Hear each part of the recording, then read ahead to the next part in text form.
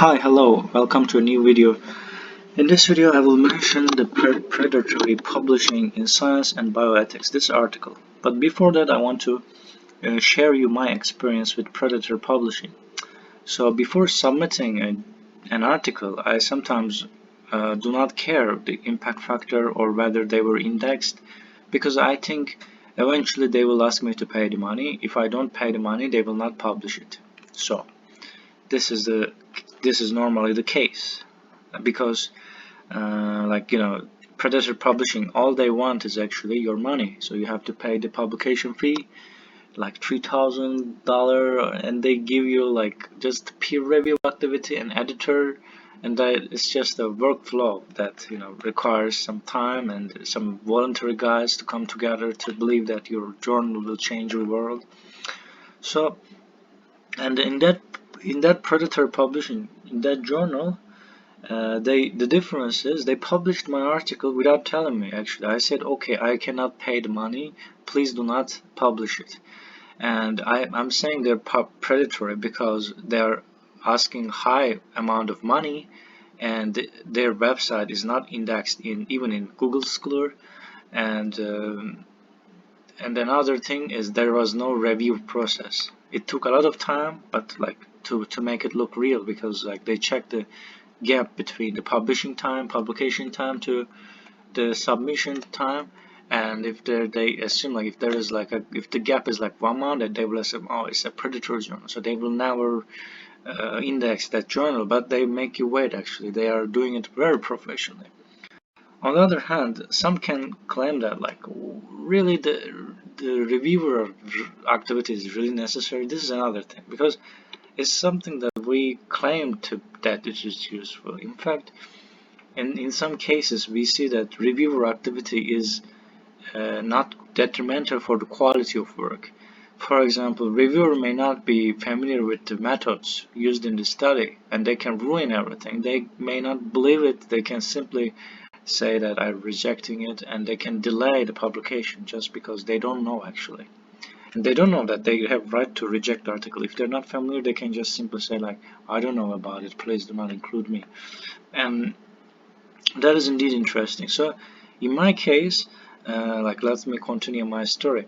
And in my case, they published my article without telling me, and they're asking me money. And 2 months have passed, and I realized that, oh God, my article was published. They're still asking for money, and they keep giving me discount of 30%, 30%, 30%, and like the fee is like reduced to $700 or something. It's still so high, and I can't even pay like $10 because they didn't do anything except like submitting it to the website, and there was no even copy editing and checking for references. They just maybe tried.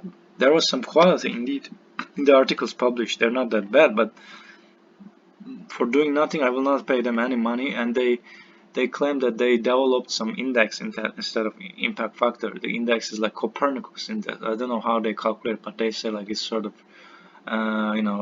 not believable thing. And like if you see like if journal website mentions Copernicus index, you just go away from that journal. Anyway, so they published my article, and I cannot submit it anywhere else. So this is a big problem actually. So if it was not a good article, I didn't spend much time. I spent like 2 weeks, and then so you can ask me like, what can I do in such situation? In such situation, the most important, the fact that they will not cite your article because it was not indexed in Google Scholar for sure. So the thing that you can do is just preventing them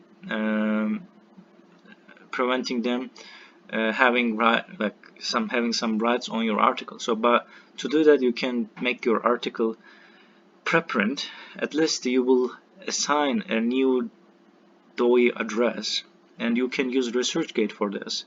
Using ResearchGate to assign DOI is free, so it will not be published article. In some countries they give you score if you publish the research article. They don't care if it was indexed. Some don't care indexed or not, like some countries, and they try to publish in journal websites, and they pay like 400 euro. It's indeed waste of money, a lot of money. Anyway, so you can share it somewhere else, and you can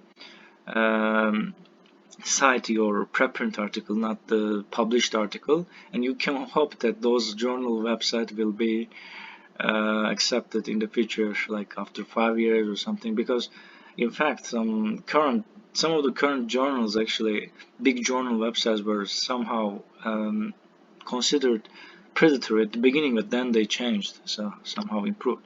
And another problem with those journals is that because they don't want to review papers for free. That's so stupid. If the journal is not very prestigious, then they don't do that. Like, so that's the reason they cannot find reviewer indeed. Anyway, let's come to this article. This paper describes and discusses the phenomenon predatory publishing in relation to both academic journals and books, and list of characteristics. And let's read this. One obvious factor in the fast academic journals that academic journals have different quality. Open access journals make their money from charging publishing fees, usually over 1,000 euros. They usually do not charge anything for access, which means that the content of the journal is available without subscription. Modern publishing tools make this model both effective and highly profitable. Indeed, it sounds like a scam indeed. At least they should pay, I guess, for editors and reviewers. And alarming development also concerns bioethics. We have seen an alarming development in predatory publishing. Notice how colleagues start turning up in some of these journals. This reflects how predatory publishers increasingly target social scientists. Not surprisingly, the field in which the journal trades, bioethics, and now has its own share of predatory journals. In recent blog, we list approximately 25 predatory journals that deal in bioethics or related subjects. So they mention it. One way to find a proper journal is to take a look at recognized open access journals, and this is the trustable website journals list. Anyway, that's all I want to share with you, and I hope you like this article, and better be careful about it. And you can search the journal website in Google Scholar. I think Google Scholar is quite efficient. Google Scholar is best. So like, you just search the journal name, and if Google Scholar directly leads you to a website, then it is indexed in Google Scholar, and that is sufficient, sort of. But yeah, still it is questionable if it is worth to pay like 3,000. Anyway, that's end of my video, and see you in the next one. Bye bye.